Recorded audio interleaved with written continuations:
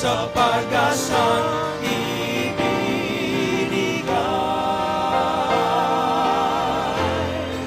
Siya ang daan, buhay at katotohanan, kaligtasan sa kapahamakan.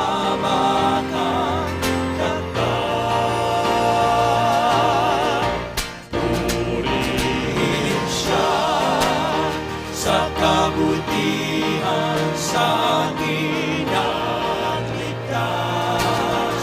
sa biyaya, sapat sa aking kasalanan. Ngayon buhay naninirahan sa pusong hugas, sa dugong binuhos, sa aking ikaligtas. Purihin siya sa kabutihan, sa kinagligtas, sa biyaya, sa pasaking kasalanan. Ngayon buhay naninirahan sa pusong hugas, sa dugong binuhos, sa aking ikaligtas.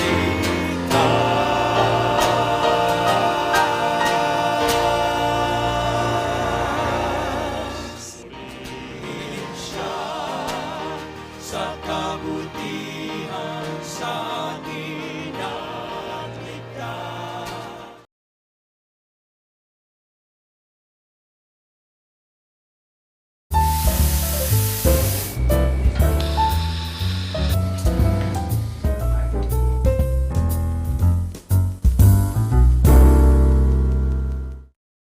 Okay, narito naman po tayo sa ating Lighthouse Cafe and we are now in this 4th week. Kabuuan po yan ng extended, enhanced community quarantine and this time sa buong Luzon. Ano po? And matindi talaga itong pandemic na to, Reza. Can you imagine, as it stands now, more than 2 million cases all over the world.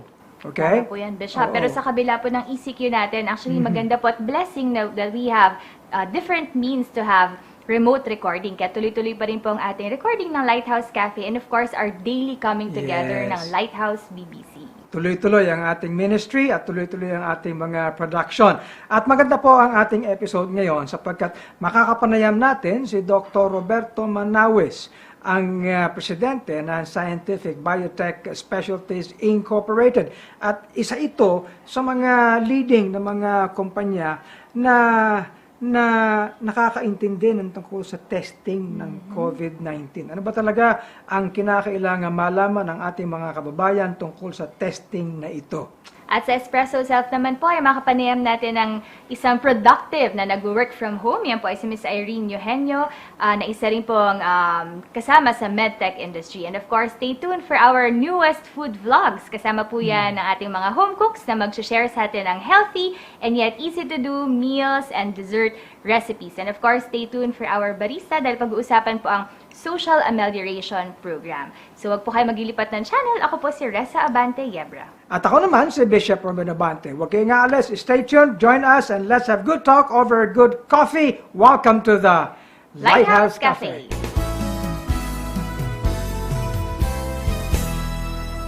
Okay, patuloy pa rin po no, ang ating extended na community quarantine sa Luzon. Well, very challenging. No? Maraming mga kung ano-anong complaint na marami at may iba nagpapasalamat din naman. But magandang balita din naman na, well, matatapos na. Tama yun, Bishop. Actually, isang good news pa dyan po ay for the past 2 or 3 days ay mas mataas po ang recoveries natin instead of deaths dito sa Pilipinas. So this actually brings hope lalo sa ating mga frontliners and lalo sa mga pasyente na merong COVID-19. Oo.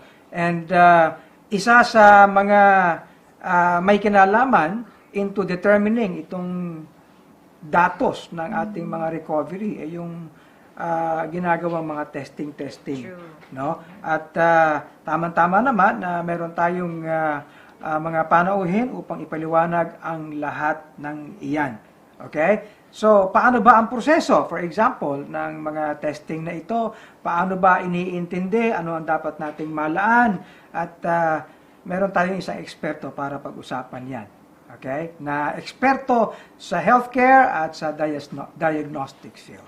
And so we welcome sa ating pong programa sa episode na ito, walang iba kundi si Dr. Robert Manawis ng Scientific Biotech Specialties Incorporated. Well, we are so glad na meron po tayong opportunity na ma-interview si Dr. Roberto Manawis ng SBSI. And so that stands for Scientific Biotech Specialist Incorporated. Isa sa mga leading na mga kumpanya ng mga laboratory equipment para sa mga ospital. And it's a privilege for us na to have him here again.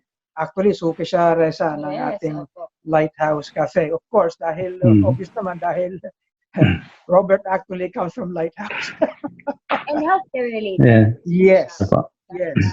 And Scientific Biotech is one of the leading companies actually na nagsusupply ng mga equipment sa mga hospital. Okay, bumati ka, Dr. Robert, sa ating mga nanonood ng Lighthouse Cafe. Well, maraming salamat po, Bishop and Reza. Magandang gabi po sa lahat ng ating mga nanonood dito sa Lighthouse Cafe. Sana po maging pagpapala sa inyo itong show na ito ngayong gabi. Yes, we are right now in the 4th week ng ating pagiging quarantine. Yun nga lang, itong portion na ito is we are in the extended period ng tinatawag na ECQ, and the whole of Luzon is under such quarantine. And well, tayo mismo sa Lighthouse Cafe, we've been quarantined actually more than a month already. So that should spell something like medyo safe na tayo. Nakadalawang quarantine period na tayo ng 14 days, Dr. Robert. Tama po yan. Tama po yan. Kumusta naman ang family? How are you coping sa pagiging quarantine sa mga bahay? Well, sa ngayon po, Pastor, naging pagpapala din naman ito sa amin ngayon sapagkat nagkaroon kami ng mas mahabang panahon bilang isang pamilya na magkakasama at sama-samang nanonood maging ng inyong mga preachings at nagkakaroon ng pagbahagi ng mga gawaing bahay at mas nagiging malalim ang pag-ugnayan namin sa bawat isa. So pagpapala rin po ito. Oo nga, alam mo, sinasabi ko nga bilang pastor, actually itong adversity that we are in actually makes us actually to come to God. We are drawn to Him nearer, and He draws Himself to us even nearer. Kaya yun ang kinakailangan. That's right po. Everybody has now the sense na ang pinakakailangan natin sa buhay natin ang ating Panginoon. Yan palagi ang ating sinasabi. Kahit itong Lighthouse Cafe na ito, yan ang palagi nating sinasabi to everyone na nakikibahagi sa atin. Okay, so concerning sa mga laboratory equipment na inyong sinusupply sa mga hospitals, what kind of equipment are these, Robert? Well, ang isa po ay yung ginagamit nilang pang-monitor ng pag-response sa mga gamot na ibinibigay sa mga COVID patients. At ito nga yung para maiwasan na magkaroon ng mga complications. So sa ngayon po ay nakaset up na sa PGH yung G6PD testing. Sapagkat nagkaroon po ng mga observation na kapag G6PD ang isang pasyente, meaning meron pong deficiency sa enzyme at nabigyan ng mga gamot ng hydroxychloroquine, ay maaring magdulot ito ng hemolytic anemia and therefore would cause even more danger to patients. So isa po yan, at sa ngayon po ay kasama din kami sa nagbibigay ng pang-collect ng sample na pinapadala for real-time PCR testing. Ang tawag po namin dyan ay yung nasopharyngeal swab or yung oropharyngeal swab. So kasama po yan. And yun pong mga additional tests na kinakailangan upang ma-eliminate yung ibang mga viral infections na common such as influenza A, influenza B, at saka yung mga respiratory syncytial virus, kailan po ma-eliminate yon bago ma-entertain yung possibility ng COVID-19. So kasama ho yun sa mga machines na ibibigay namin. Hindi man directly, but they are part of the differential diagnosis para po ma-eliminate yung other kinds of viruses. Okay.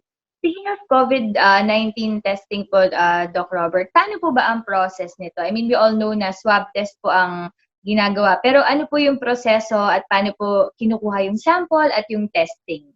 Well, sa ngayon, kapag ang isang pasyente na nasa kamay na isang medical practitioner or yung attending physician ang tawag natin, ay mataas ang kanyang suspicion na possible COVID case ito. Kaya nga ang kategory ng patient na yan ay person under investigation.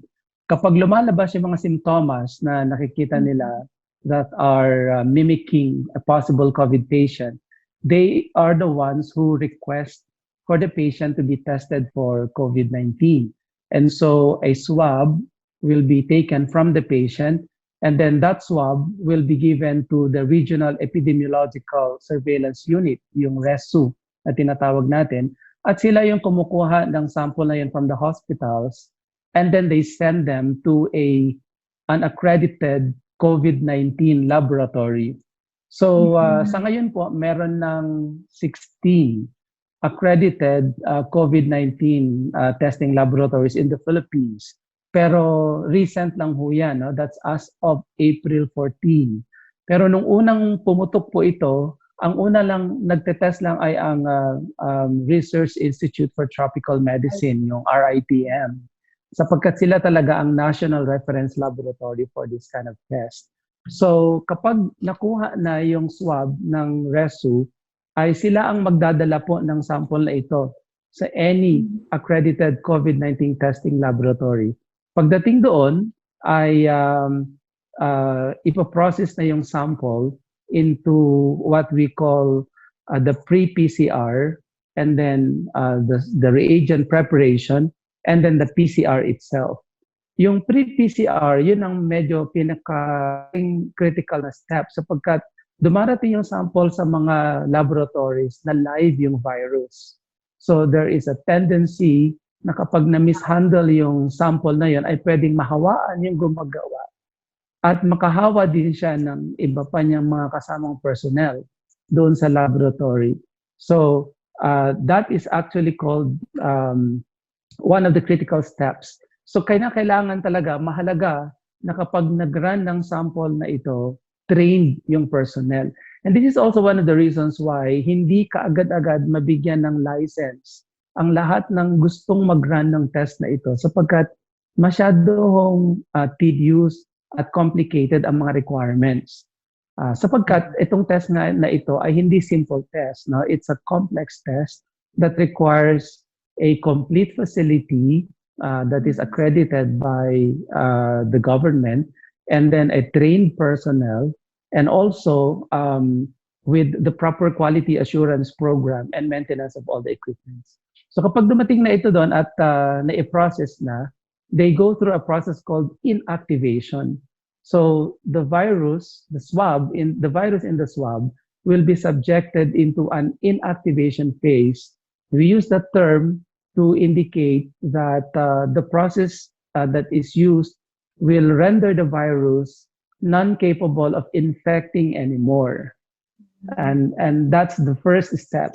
And as soon as the sample, the virus is inactivated, it will now go to the second room, which is called the reagent preparation room. Doon naman po ipinaprocess lahat ng mga kinakailangang timpla or mixture na ihahalo doon sa inactivate na virus. When that is done, they go to the third room, which is now the PCR room or the polymerase chain reaction room. At doon naman, itinetest na at kina-quantify yung pinaka-DNA or RNA. For COVID-19, we are using the RNA as a material, and we're looking, Bishop and Reza, into the genetic structure of the virus. So itong virus na ito, kapag nakita na yung genetic structure niya, i-quantify, and when it reaches a certain concentration using the real-time PCR machine, that's when they will call it positive. Kaya napaka-komplikado po ng proseso na ito at napakataas din ng specificity that when it calls, when the result says positive, it really is positive because we're looking at the genetic material of the virus. Okay, yung description mo ng mga proseso, iba-ibang mga kwarto, so ito pala ang dahilan kung bakit there would be some days, no? Like 3 to 5 days in order na yung result ay nakukuha. Tama po yan, Bishop. In fact, ang turnaround time po na binigay ng RITM ay 48 hours from the time that they receive the swab in their facility. They count 48 hours. Now, you said kanina, kapag positive, talagang positive. Yes, Bishop. Now, my point is, kasi may mga naging cases tayo na negative muna ang lumabas. And there were cases na, there were instances na nag-test ulit sila. So why is that so? Tama po yan. Kasi ang testing po ng PCR ay nakadepende sa quality ng sample at saka sa timing ng sample. So yun pong timing ng sample, tinitingnan po natin yung full incubation period of the virus where the virus still is in the airways ng isang pasyente. So nasa upper respiratory tract. This usually happens from day 1 up to day 7. But then again, depending on the viral load, ito po yung dami ng virus doon sa upper respiratory tract. At the time of collection, maaaring ang sample po ay hindi pa of good quality. Pero kadalasan po, pag nakakuha na ng kahit maliit na amount lang ng RNA, ay magpa-positive po yan. Sapagkat iraran nga po siya into what we call the polymerase chain reaction, where the small amount of RNA will be multiplied into several hundred folds or even thousands. Yun po yung ipaprocess doon sa real-time PCR machine. Now, if the quality of the sample that was obtained ay hindi maganda, ibig sabihin hindi po siya umabot doon sa malalim na area ng nasopharynx, then maaari din po na hindi makuha yung virus. So, there's always a tendency that if the suspicion for COVID-19 is very high and the RT-PCR result turns out to be negative, they do it again the second time around. In fact, Bishop, hindi ho lahat ng mga swabs na dumarating sa RITM or into any COVID-19 process, some of them are denied. Ibig sabihin, hindi ho siya pumasa sa quality ng sample for it to be tested. So, isa ho yan sa maaaring maging possible cause. Kaya kapag inulit po yan, most likely it would turn out to be positive. Okay. Now, my follow-up question is this. Ang pagiging asymptomatic ba ng isang tao, which means na-expose siya, but he does not exhibit any symptoms, ano? But na-expose siya. Yung kanya bang pagiging asymptomatic has something to do with the whatever result na negative? Wala po, Bishop. Yung pagiging asymptomatic po ng isang person, kapag siya ay na-expose, may kinalaman sa strength ng kanyang immune system. Ibig sabihin, kayang-kaya niya pong labanan yung mga simptomas na dapat lumalabas, no? But makikita po natin ito sa maraming mga patients o persons na nagto-turn out positive and yet you don't see any symptoms. Isa nga ho ito sa inoobserbahan ng mga siyentipiko kung bakit ganito ang situation, no? Subalit, ang isa hong malaking kadahilanan dyan and possible strong reason for being asymptomatic is that the body is able to fight the possible effects of the virus. And this usually happens in very young individuals because at that stage, the immune system is very strong. Kahit asymptomatic, Nakakahawa pa po ikaw ba ay siya? na-swab, at ikaw ay na-swab, mag-turn out ka na positive because the virus still in your respiratory tract. At tama, Reza, makakahawa ka. And this is the danger that is actually causing a lot of stress on people because people that you see and they don't have symptoms, akala mo okay lang. Yung pala, meron, they are carriers. At kapag ang tinamaan po ay isang tao na mahina ang immune system, sila po ay magsusuccumb into it at magkakaroon ng infection. Okay. Two things, two things. Pwedeng ang isang tao asymptomatic simply because nasa incubation period pa siya. Maaari din po. Okay. Now, secondly, bakit ang balita ko lang naman, the trend right now is ang testing na ginagawa ay inclined na gawin doon sa mga symptomatic na. Okay? Ibig sabihin, parang dinidiscourage yung pagtitest ng mga asymptomatic. So more of PUIs po yun na may mga symptoms. Is this right? Well, hindi naman po. Meron pong criteria na nilabas ang Department of Health kung sino dapat ang mga mai-test sa real-time PCR. No? So unang-una po ay yung mga nagtatrabaho mismo, yung mga healthcare workers natin sapagkat sila ay directly exposed sa mga pasyente. At ganoon din po yung mga nagkaroon na ng travel history sa mga lugar na nagkaroon ng mataas na incidents ng COVID-19 at nagkaroon po ng sintomas na nakitaan, automatic sila po ay recommended to be tested for RT-PCR. Ang pangalawa po ay lahat ng mga nakategorize na PUI, mga persons under investigation, they are immediately to be tested for RT-PCR. Now, ito pong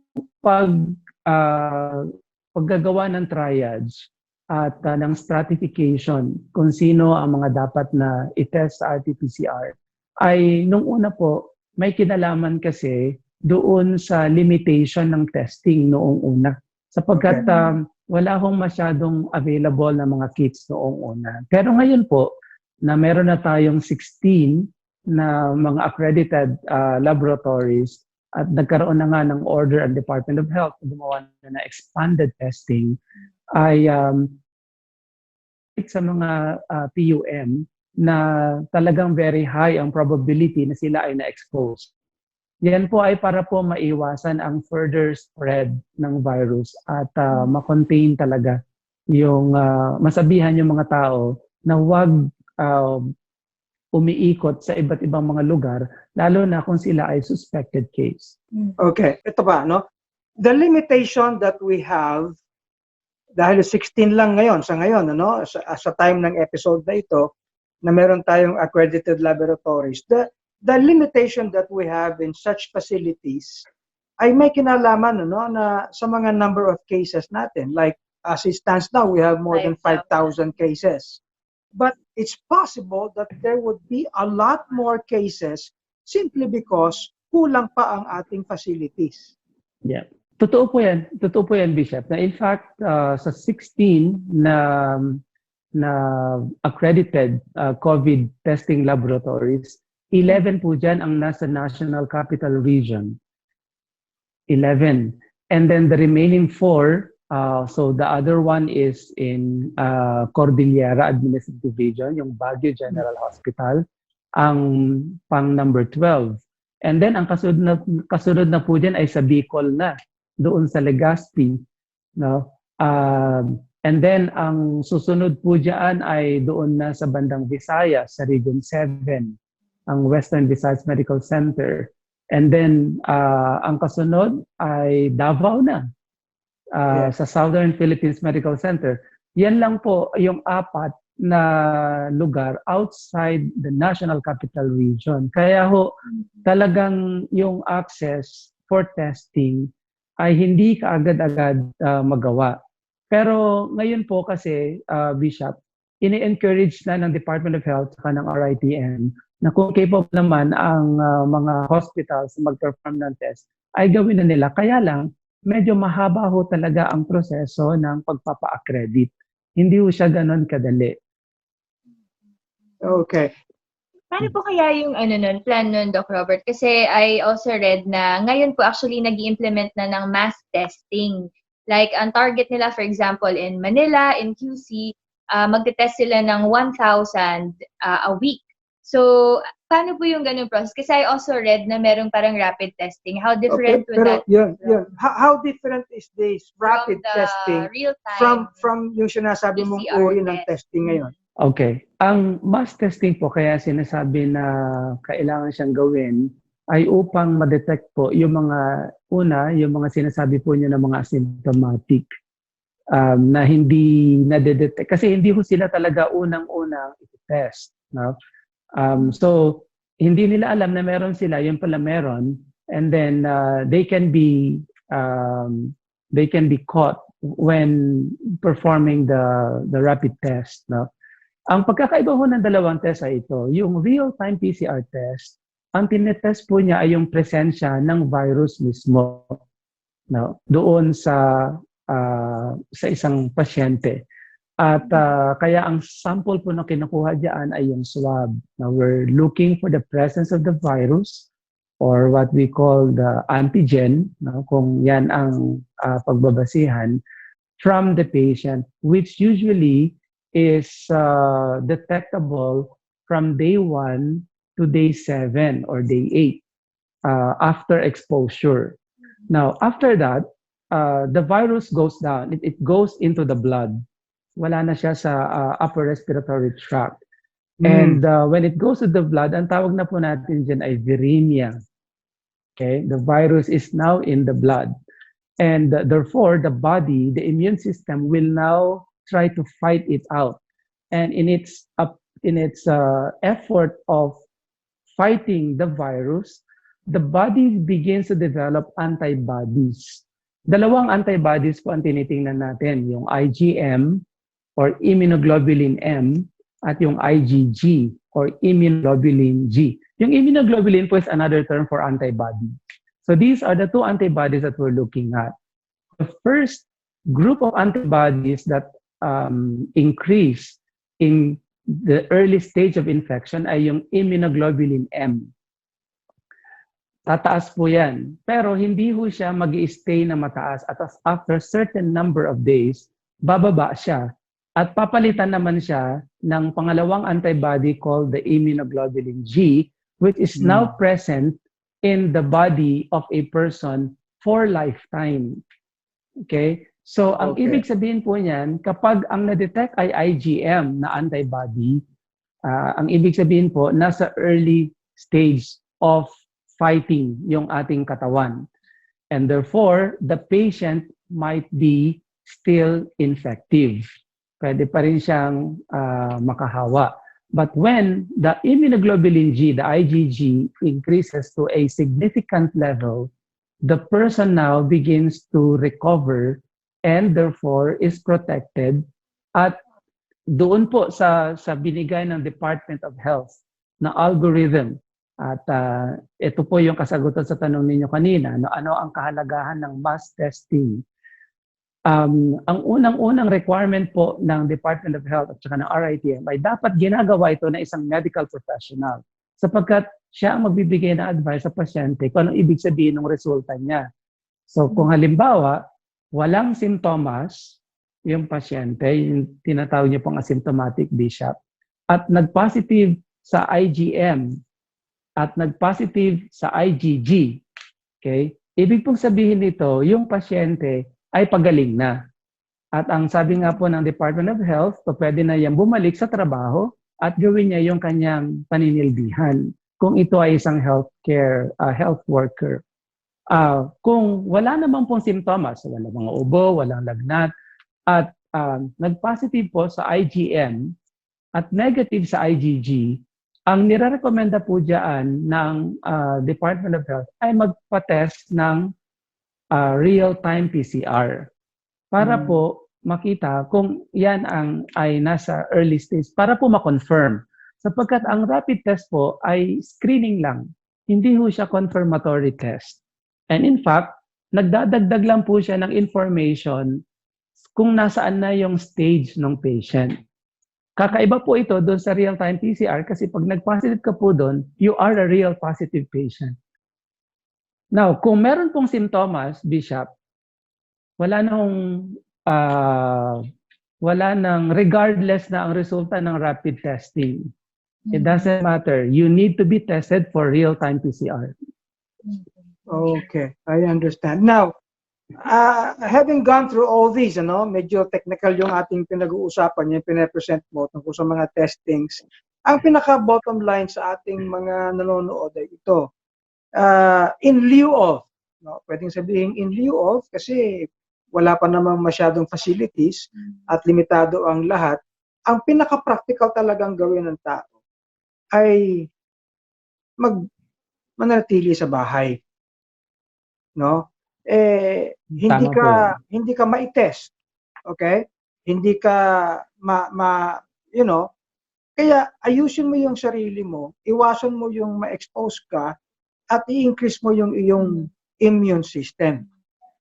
Kasi it may be possible na na-expose ka na at nagde-develop ka na ng antibody, gawin mo na yon sa bahay. Di ba? So, yun ang pinakamagandang gawin. It's very logical, it's very rational. Kaya nga, napakaganda na maintindihan ng lahat ng tao. Hindi tayo pinaparusahan, hindi tayo pinapersecute, hindi inaalis ang ating liberties, ang ating freedom. Ito ay kapakanan ng taong bayan. Tama ba yung sinabi ko, Dr. Robert? Napakalinaw po. Napakalinaw. Mas mahalaga po yun na nauunawaan natin na kung tayo ay sa palagay natin may nararamdaman, wag na ho tayo lumabas upang hindi na ho tayo makahawa. At ang gawin na lang ho natin ay palakasin natin ang katawan natin sapagkat lumalabas po sa mga studies that 85% to 90% of patients na nagkakaroon ng COVID-19 ay nakaka-recover on their own kapag kanilang inalagaan ang kanilang mga sarili. Okay? Kaya napakahalagang bagay po yan, sinasabi niyo, na manatili sa bahay at sumunod sa mga sinasabi ng ating mga otoridad. Actually, ang sabi ko, ito ganito hindi na mismong otoridad o government ang nagre-request sa tao manatili sa bahay. Ang talagang nagre-request sa atin ay yung mga nasa front lines, yung mga doktor, yung mga health workers, umiiyak na sila. Huwag nyo nang dagdagan ang mga cases na ina-attensyonan namin. Hirap na kami, pakiusap lang. Ewan ko ba, minsan yung mga kababayan natin mas galit sa gobyerno, akala pinaparusahan, pero ang talagang humihingi ng tulong at nagmamakaawa sa taong bayan, yung ating mga health workers, yung mga doktor. Huwag nyo nang dagdagan ang kasong pinapadala sa amin. Ayusin nyo na ang sarili nyo. Tama rin ba yung sinabi ko? Napakalinaw po niyan, Bishop.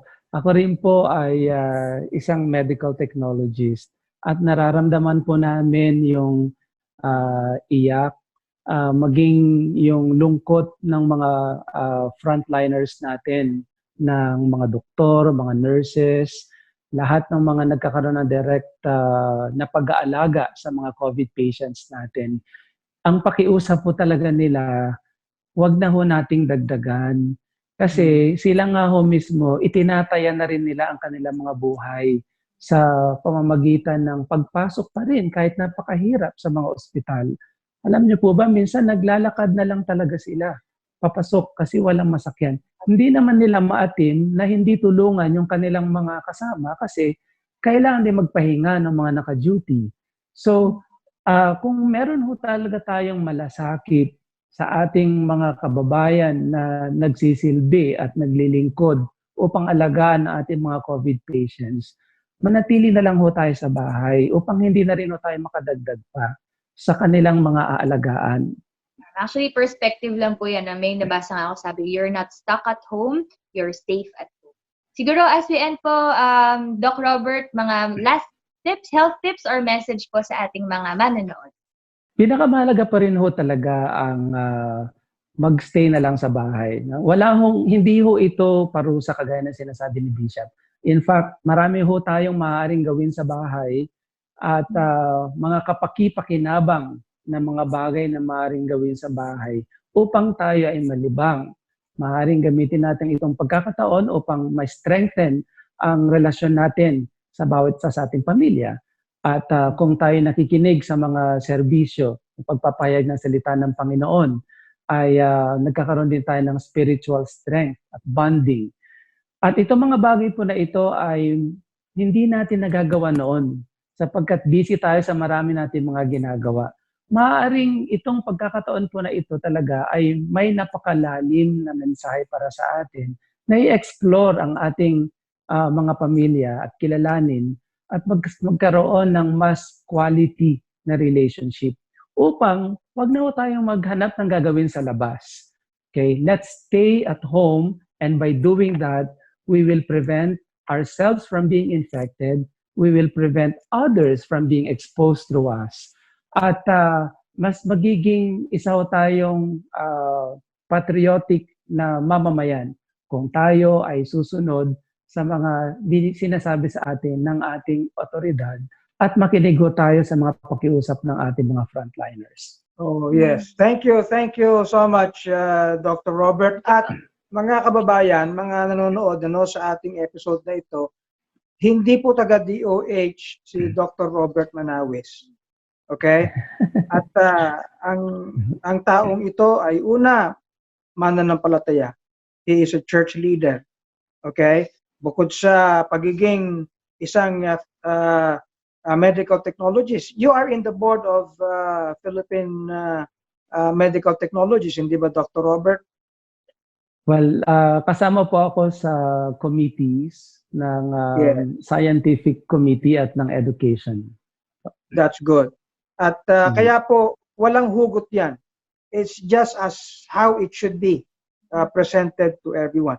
Nako, alam mo, napaka maganda ng ating pinag-usapan. Sana ito'y naging kapaki-pakinabang sa lahat ng ating mga masugid na nanonood, sumusubaybay sa ating Lighthouse Cafe. At simulain pa lang yan, Dr. Robert, kasi medyo matagal-tagal pa ito. Okay? At ilalagay namin ulit ikaw sa ating episode upang maging kapaki-pakinabang sa kaalaman ng ating mga kababayan. Okay? So, pansamantala, manatili lang po tayo. Maraming salamat ulit, Dr. Robert. At huwag po kayong aalis. Marami pa tayong pag-uusapan sa ating Lighthouse Cafe. Mga usating-in, mga paksang trending, Mga talakayang may kabuluhan.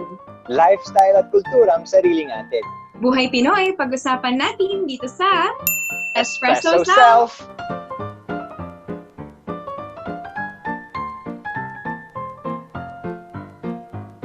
We're now on week 4 of our enhanced community quarantine. Actually, we are now on the first week of the extended ECQ dito sa Luzon, Antoinette. And as of today, almost 2 million COVID-19 cases na ang confirmed worldwide. At talagang nakakalungkot na patuloy yung pagtaas dito sa ating dinaranas na pandemic. But of course, our God is much more powerful than what we are going through. Yes, Gabby. At alam mo, yun na nga lang talaga yung pinanghahawakan natin, especially during these troubled times. At of course, nag-increase man yung death cases or yung mga casualties, pero nakakatuwa pa din na ngayon makikita na natin na unti-unti nang tumataas ang mga number din ng mga nagre-recover. So actually, as of today, this shooting date, I think mas mataas na yung recovery rate kesa dun sa death rate for this day. So now we have to date 295 recoveries. And so we keep on praying and cheering on for our frontliners and also for the patients who are going through the sickness. That's right, Antoinette. At since we are nga on the extended ECQ, kung tawagin nila, marami sa atin ang working from home. Ako personally, sa line of work ko, unang-una nagpapasalamat ako na may trabaho pa ako. It's a blessing. Another blessing is obviously, ang kailangan ko lang actually is laptop at saka magandang internet connection. And of course, yung grace ng Panginoon para maging maayos yung trabaho natin. But by that same grace na kapag trabaho tayo na maayos, and we especially offer everything to the Lord. I think yung isa sa mga challenges ng mga people working from home is yung adjustment. Medyo mahirap siya, especially since we're really not allowed to go out. So I think yung pagiging cramped sa isang space, tapos yung syempre hindi ka makalabas, I think somehow yun yung medyo nakaka-drain din ng energy. Pero ikaw, kumusta ba yung experience mo, Antoinette? Mukhang fresh na fresh ka pa ngayon at colorful and vibrant. Naka-yellow lang. Ayan. Sa maganda yung lighting pero, mo. I think Thank you. Effort yun. Pero, actually, ayun nga, Gabi, no? Very unique ng arrangement, lalo na sa work namin ngayon. Especially dahil ako, alam mo naman na I'm working in a organization. And of course, yung disaster relief, yun talaga yung ginagawa namin. Pero compared to other kinds of disasters like typhoon, earthquakes, ganyan, yun may ending eh. Alam mo, pwede mong ilipat yung mga tao sa evacuation center and then dun ka pwedeng gumawa ng program ng intervention. Pero this time around, ang haba ng duration and we still don't see the end of it anytime soon. So, kaya sa amin din, sobrang grabe yung hindi man pressure, pero grabe din yung pagpaplano. Kasi, example, okay, paano kung ganito? Paano kung pagtapos ng quarantine, hindi pa rin pwedeng mag-gather yung mga tao? Yan. So, anong gagawin natin? So, meron kaming parang plan A to plan B para lang magbigyan ng intervention yung mga nakikita natin na mga problems that may arise because of this COVID-19. So, ayan. Pero, yun nga, para sa ating mga medical frontliners, mas naging challenging din ito kung challenging na yung trabaho nila before. Even so right now, dahil kailangan nilang pumunta sa kanilang trabaho. And sabi nga ni Bishop RAI, yung isang paa nila nasa hukay na every time that they go to work physically. And so, makakakwentuhan natin ngayon ay someone from the medical industry and their company provides the diagnostic technology needed for hospitals and clinics. Kaya very exciting yan. Tama-tama. Very relevant yung sinabi mo, Antoinette, dahil napaka-importante na lamang ng testing sa mga panahong ito para ma-confirm or verify nga yung mga COVID-19 PUIs and PUMs natin. Kaya naman kasama natin ngayon, it's a blessing to have one of the area managers, in fact, naka-assign siya sa North Luzon of Scientific Biotech Specialties Incorporated. At siya rin nag-head ng newborn screening test nila. Walang iba kundi si Miss Irene Eugenio. Welcome to our remote espresso self dito sa Lighthouse Cafe, Irene. Welcome to Lighthouse Cafe. Una sa lahat, Irene, kumusta ka? Alam ko napaka-challenging na panahon ngayon, pero kumusta ka? How are you? Mabuti naman po na tuloy pa rin, tuloy sa pag-work kahit nasa bahay. So, ay po. Sige, kasi ako curious lang ako, no, Gabi, dahil alam ko BS Nursing ang tinapos ni Miss Irene or ni Irene. Pero paano ka nagsimula, Irene, sa industry na ito? Tsaka, yun. So, kumbaga, parang paano ba ito yung naging direction ng career mo? Ayun. Actually, hindi ko siya pinili na mag-work sa SB. So, since medtech industry siya. So, when I started sa SBSI, ang thinking ko lang kasi is training ground ko lang siya. Kasi gusto kong magtrabaho na, makatulong sa family. Then kasi sabay-sabay kami nagka-college. Pero, when yung result ng board exam lumabas, so parang yung naging turning point na na magseryoso ako dun sa job na binigay sa akin ng Panginoon. So, I believe na binigay siya ng Panginoon kasi He has a better plan for me and dun niya ako inilagay para mag-excel. Ayun po. Ganda naman ang story ni Irene. Alam mo, Anton, hindi mo natatanong pero malapit sa puso ko si Irene eh. Kasi bukod sa, syempre, kakilala ko siya, kaibigan din natin. Irene yung pangalan niya, at saka nurse pa siya. So pareho sa nanay ko. Nanay ko, Irene. Oo nga. So, shout out lang sa mami ko habang na one of our avid viewers, supporters ng buong Lighthouse Cafe. Hi, Mama. Ano, okay ka? Speaking of, going back to Irene, kanina na-mention mo, it's God's plan, di ba? Ilang years ka na bang dyan sa field, sa work mo? Ano po, turning 10 years na. So, yung training ground this year? ko na, training So, may award. ground. May award. May award. Training ground lang siya, pero yun nga, since I think the Lord has a better plan for me, so I obey, and then that obedience, ayun po, 10 years na po ako dito sa SBSI. So, Wow, isang dekada na, no, Gabi? Yes. Sobrang, siguro, yun nga, no, nung parang siguro nag-umpisa ka pa lang, hindi mo naman ni-expect na magtatagal. But then, of course, tignan mo ngayon, area manager na si Irene. And she also has been one of our beneficiaries ng, if I may share, ng Lighthouse Educational Assistance Program. And it's such a wonderful testimony to see na ngayon ay nagagamit na yung pinag-aralan talaga ni Irene and even yung career niya sa ministry. And especially now that COVID is happening. Yan. So siguro, Irene, syempre pumupunta ka sa mga hospitals, no? Or paano ba yung typical working day mo ngayon na may nasa quarantine tayo?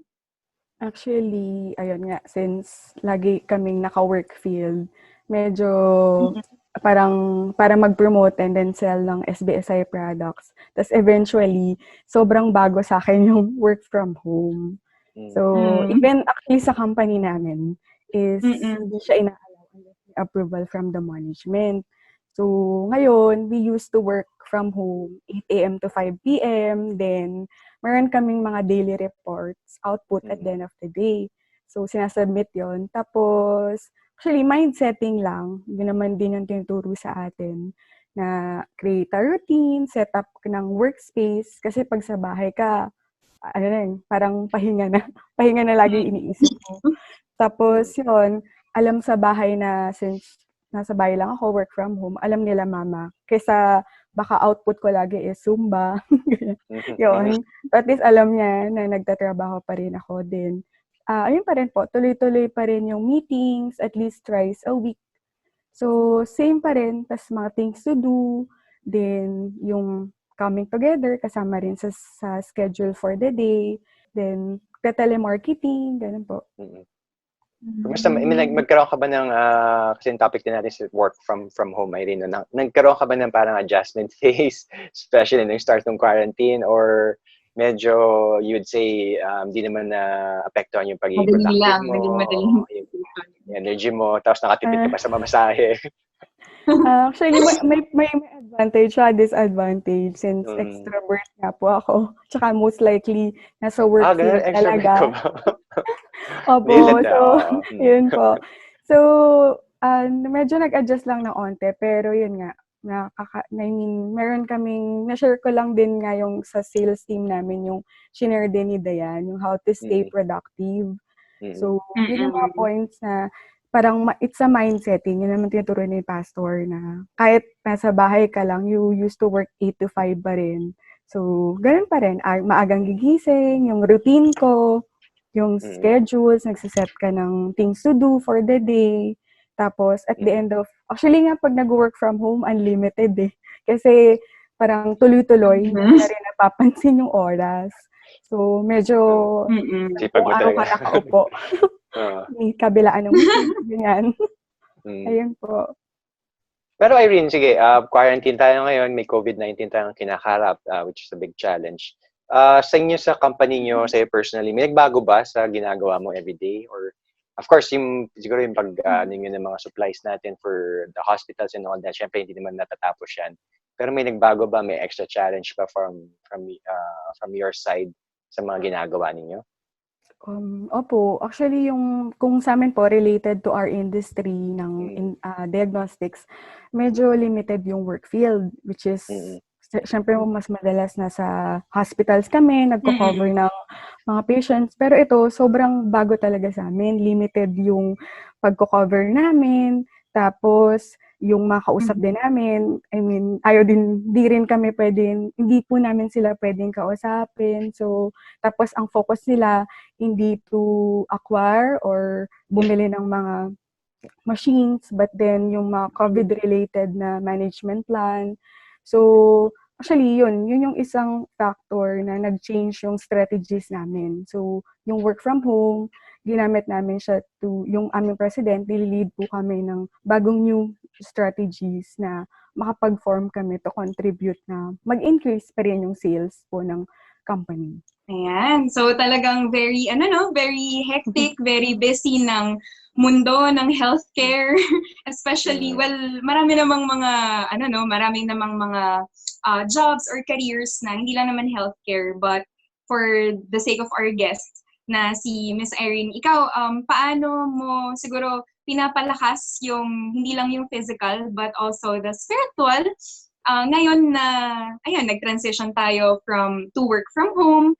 Tapos, sobra din yung dami ng mga kailangan na gawin for testing, for products, ganyan. So, ikaw, Irene, paano mo sinistrengthen or pinapalakas yung sarili mo? Yun. Bale, number 1, since lagi tayong may coming together, yung word of God through sa ating pastor. So, yung coming together po natin, always natin siyang nilulook forward. Kami sa bahay. So, yung time, tinitingnan kung anong oras. So, every day. So, yun po. Tapos yung mga encouragement, even our pastor na nasa bahay lang. So, ini-encourage na yung bawat member, lahat, para mas lalong mas maging fruitful. And pangalawa, yung family, kasi kasama po namin sila. So, merong yung time compare na nasa work field ako, kasi usually pag nasa north ako, weekend ko lang sila, Saturday, Sunday lang. Then Monday to Friday, naka-out ako sa field. So, mas mahaba yung bonding ninyo. Usap, kwentuhan. So, yun po. Then, yung personal devotion, yun nga, na sabi ni Pastor, huwag hayaan ng lumipas itong quarantine na to na hindi nagamit ng tama yung oras. So, personal devotion, prayer time sa Panginoon, then yung mga fellowship through virtual, yung may mga technology or platforms naman tayong ginagamit, tool para makapag-coming together pa rin kahit na ganito. So, sabi nga po, hindi mapipigilan na fellowship tayo kahit na ganito lang yung situation natin. So, yun po. Napaka-encouraging naman ng mga binanggit mo, Irene. Speaking of paggamit ng time wisely and redeeming the time, you're also being used right now to be a blessing. So, salamat sa iyong pagpapaunlak na naging bahagi ng Lighthouse Cafe dito sa Nespresso Self. Antoinette? Yes.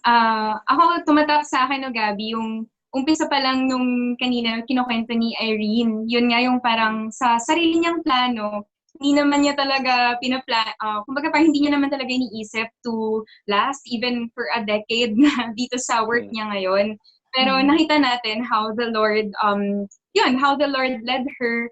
At ngayon, hindi lang naman siya, kumbaga hindi lang sa possession, kundi yung sa nagagawa na, yung impact ng ginagawa niya na work ngayon na hindi lang sa medical field, even sa atin, sa church, sa ecclesia, kung paano nagagamit ng Panginoon din yung gifts, yung network na meron si Irene. And it's such a good reminder na sa lahat ng plano natin yan, many are the ways of, the human, pero Panginoon pa din talaga yung mag-guide ng, and definitely, kapag tayo ay sumunod sa Kanya, makikita natin kung paano niya tayo magagamit in such an abundant and timely na pamamaraan kung tayo ay willing lang na sumunod sa Kanya. So, thank you so much for your testimony, Miss Irene. Yan. Maraming salamat, Irene, and mag-ingat ka palagi at continue po. on. Palakas ka both Thank you din physically po sa and inyo. spiritually. Maraming salamat.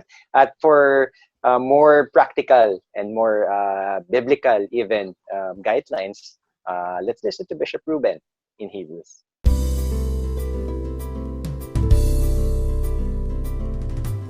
Now, may I just put in some verses, for us all. I go back to what the Apostle Paul says here, Ang sinasabi niya doon sa 1 Timothy, I exhort therefore that first of all, supplications, prayers, intercessions, and giving of thanks be made for all men, for kings, and for all that are in authority. Those who are in authority are not just those who are in government, but those who are in authority, yung pong nagre-refer sa lahat ng mga sectors po natin. Kahit authority sa health, authority sa peace and order, authority sa business, authority sa mga local governments natin, authority sa mga barangay po natin, authority sa banking, authority sa maraming sectors, iba't ibang pagkilos sa ating lipunan. Ipanalangin po natin sila. And giving of thanks be made for all men. Lahat po ay saklaw, lalo na yung ating may mga sakit. Yung ating mga kababayan who are in the midst of bereavement right now because of losses dahil po sa COVID-19. At ang sabi ni Paul, that we may lead a quiet and peaceable life in all godliness and honesty. In Ephesians chapter 5 and verses 15 to 17, ang bilin po ni Paul, see then that you walk circumspectly. Meron pong pag-iingat, not as fools but as wise. And then look at this, redeeming the time. Huwag na tayo makasaya ng oras. Napakahalaga ng bawat sandali, ng bawat araw. Alamin natin, with this redemption ng time, mga kababayan, mga kapatid, ay magagawa po natin, the days are evil, ang sabi ni Apostle Paul. Nasa kalagitnaan po natin ang isang bagay na masama. Ang sabi ni Paul, finally, ang sabi niya, wherefore, be ye not unwise, but understanding what the will of the Lord is. And bye for now, babalik po sa atin ang Lighthouse Cafe. And just watch para sa mga announcement po natin. God bless you all. Keep strong and keep serving the Lord. That's what we need. Magandang araw po sa inyong lahat. I hope you're all safe and sound ngayong tayo ay nasa enhanced community quarantine period. Alam niyo po, itong ECQ ay time din para matuto tayo ng iba't ibang bagay. Katulad na lang ng pagluluto. So if you're like me na sa normal na pagkakataon ay hindi nakakapagluto dahil is trabaho and all that, now this is our chance to learn how to cook. At ngayong araw ngang to, magluto tayo ng ginisang toge. Okay? Are you ready? Then let's get going! Pinili natin magluto ng ginisang toge kasi ito ay isang napakasustansyang gulay. Mayaman ito sa potassium, magnesium, iron, vitamin A, vitamin C at iba pang vitamins at nutrients na kailangan ng katawan natin. Haluan din natin ito ng canned tuna kasi ito yung usual na kasama sa mga relief goods na pinamimigay sa atin. So ngayon magluto tayo ng isang masarap na dish na simple at madaling gawin para sa lahat. Ihanda muna natin lahat ng gagamitin nating ingredients. So hugasan at linisin ng toge. Makakabili tayo nito sa palengke or sa talipapa for around 30 pesos. Para sa dish natin ngayon, around half a kilo ng toge yung gagamitin natin. Of course, maglalagay din tayo ng carrots, sibuyas at bawang, canned tuna, bell pepper, at para sa panimpla natin ay gagamit tayo ng oyster sauce. Kung wala kayong oyster sauce sa bahay, pwede tayong gumamit ng patis para ipanimpla sa dish natin ngayon. Lagyan natin ng kaunting mantika para sa pagigisa natin ng bawang at sibuyas. Lagay ko na yung bawang at sibuyas. Pwede naman natin siyang pagsabayan, although iba sa inyo, if you want, pwede naman unahin natin din yung sibuyas. So pag medyo translucent na yung sibuyas natin, pwede na natin i-add yung tuna natin.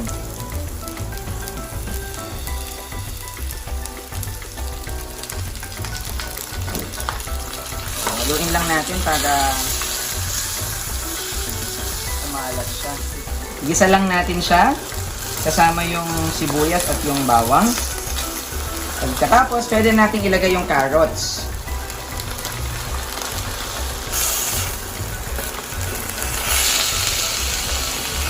Hindi naman ganun ka tagal maluto yung carrots, kaya ilalagay na din natin yung toge.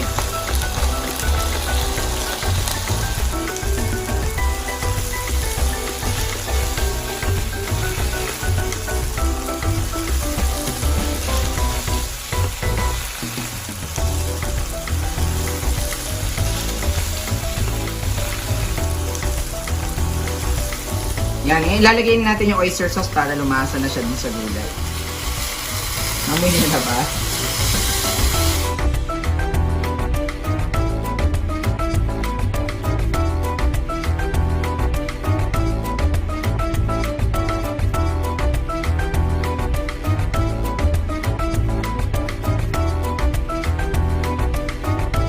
Ngayon, ilalagay na din natin yung bell pepper.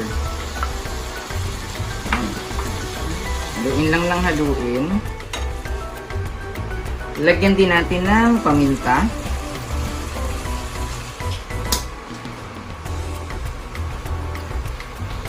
Ayan, malapit nang maluto yung dish natin. Papatayin ko na yung apoy para hindi ma-overcook yung toge natin. Okay, that's it. Ita-transfer ko na sa isang lalagyan so that we can start enjoying this dish. Nangyay natin to. Pwede. Pwede. I'm sure mag-enjoy ang buong pamilya. Once again, thank you for joining us ngayong episode na to para sa pagluluto nitong ating ginisang toge. And I'm sure you still got room for dessert. So at this point, I'll turn you over to Harvey para turuan niya kayo kung paano gumawa ng isang simple at budget-friendly na dessert. Hi guys! Ayan, maraming salamat Abel sa pagturo mo sa amin kung paano nga magluto ng ginisang toge. At ngayon naman, it's dessert time. Ang gagawin natin ngayon ay ref cake with a twist. Dahil nga marami tayong time ngayong enhanced community quarantine, ang gagawin natin ay not just 1, not 2, but 3 flavored ref cake. Tama, 3 flavored. But don't be intimidated dahil gaya nga ng sabi ni Abel, ito ay madali at budget friendly. Simulan na natin. Tara!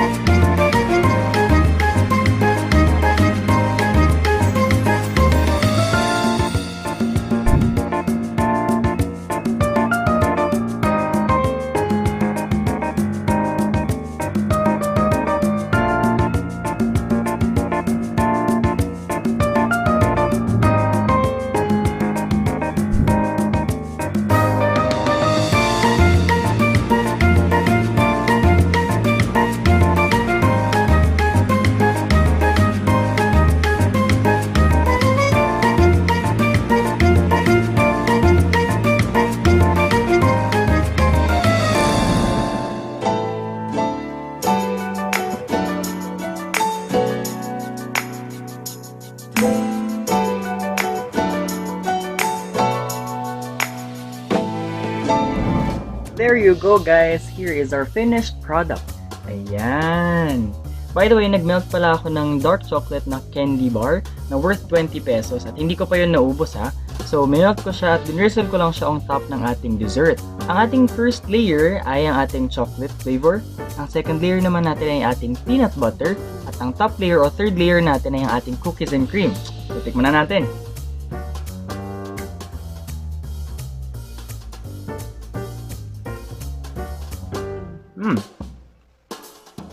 Lasang-lasa yung cookies and cream tsaka yung peanut butter. So, kuha pa tayo nung last layer natin, which is yung chocolate.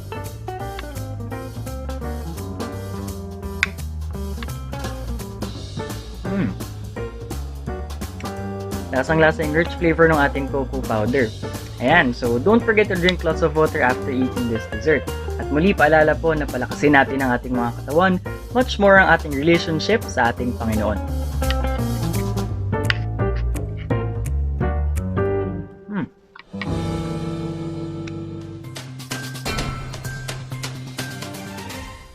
Magandang araw po at welcome po sa Barista, ang segment po dito sa Lighthouse Cafe kung saan tinutugunan po namin ang inyong mga legal na katanungan. At sa kabila po ng Enhanced Community Quarantine, tayo po ay pinagpala na tayo ay may ibang means upang tayo po ay makatugon pa rin sa mga katanungan ng mga tao. Ngayon po ay meron tayo isang liham mula kay Joyce. Pakinggan po natin ito.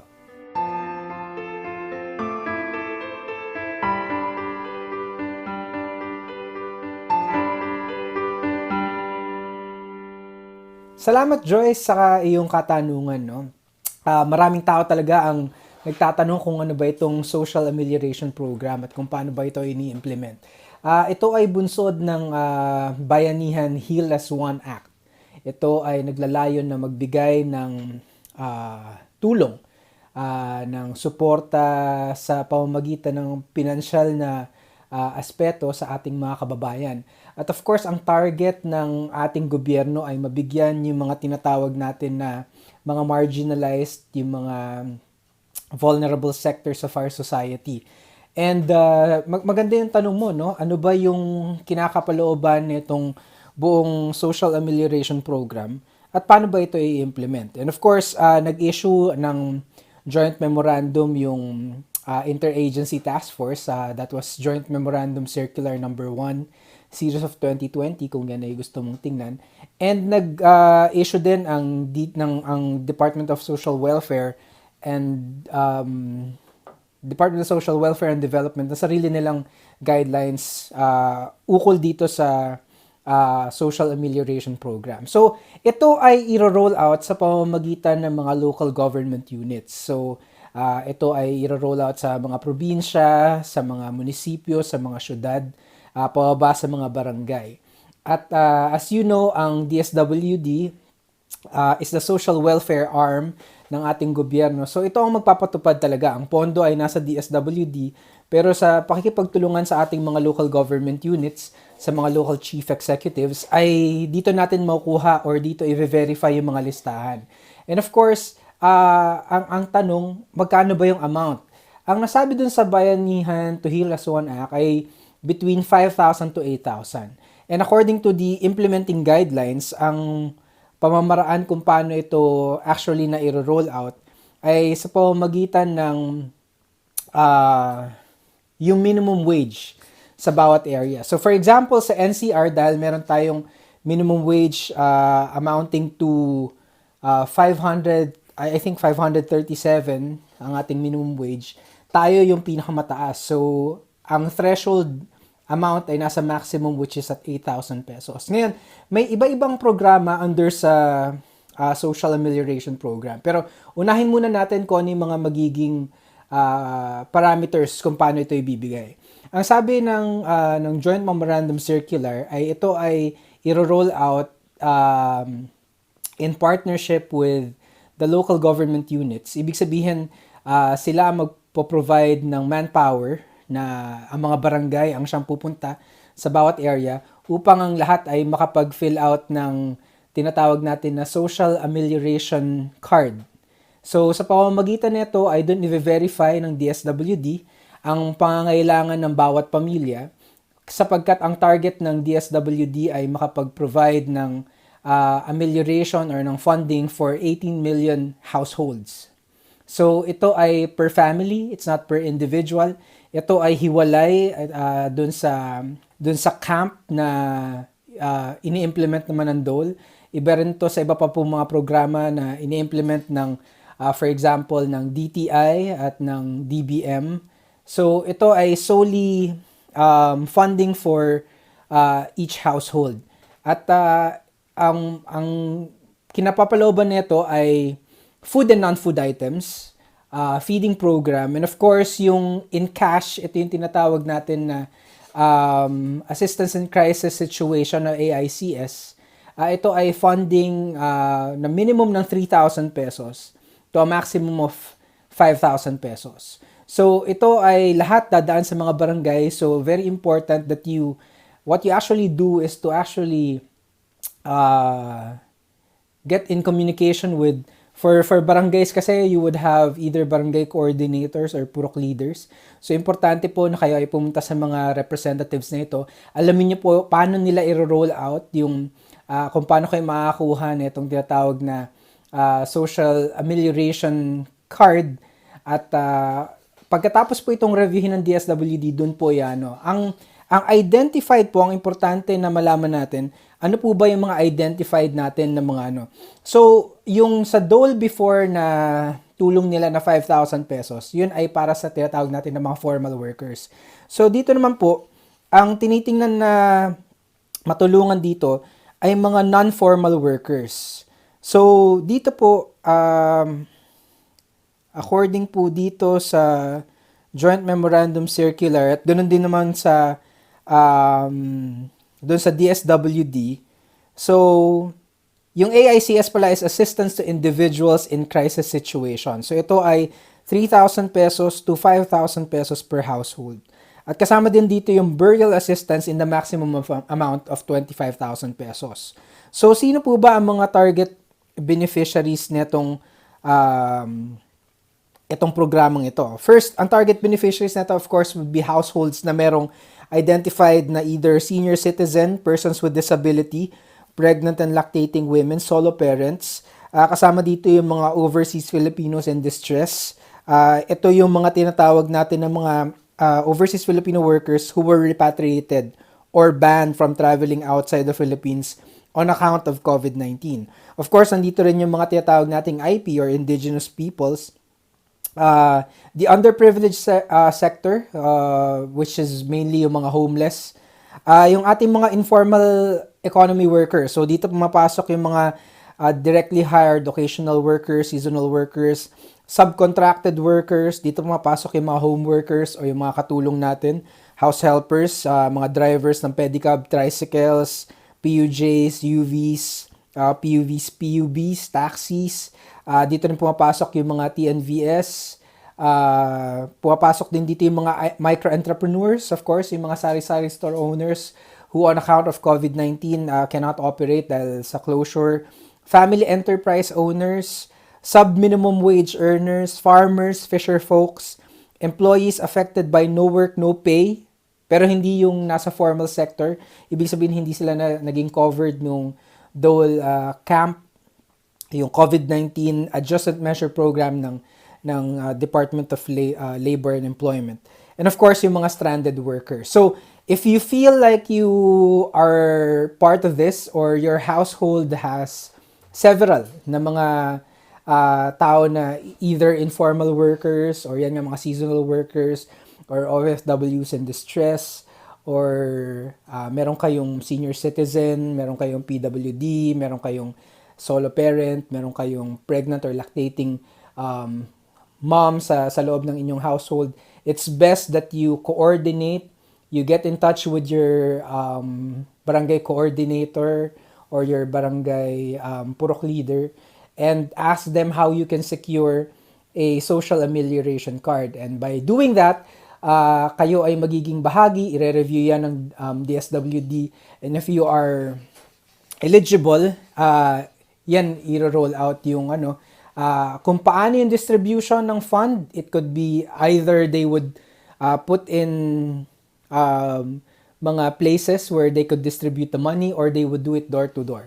So depende po yan, may discretion ng mga LGUs to be able to do that.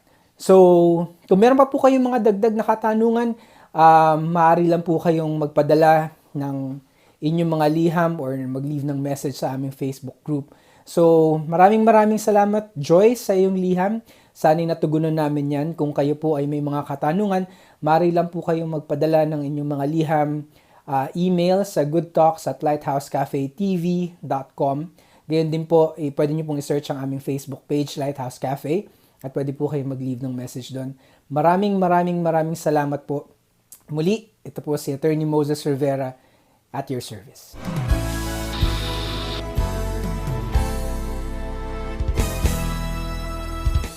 And so we bring to close another episode ng ating Lighthouse Cafe, and we thank you all for joining us sa episode kong ito. At see you again next week dito po sa ating Lighthouse Cafe, Where good talks happen.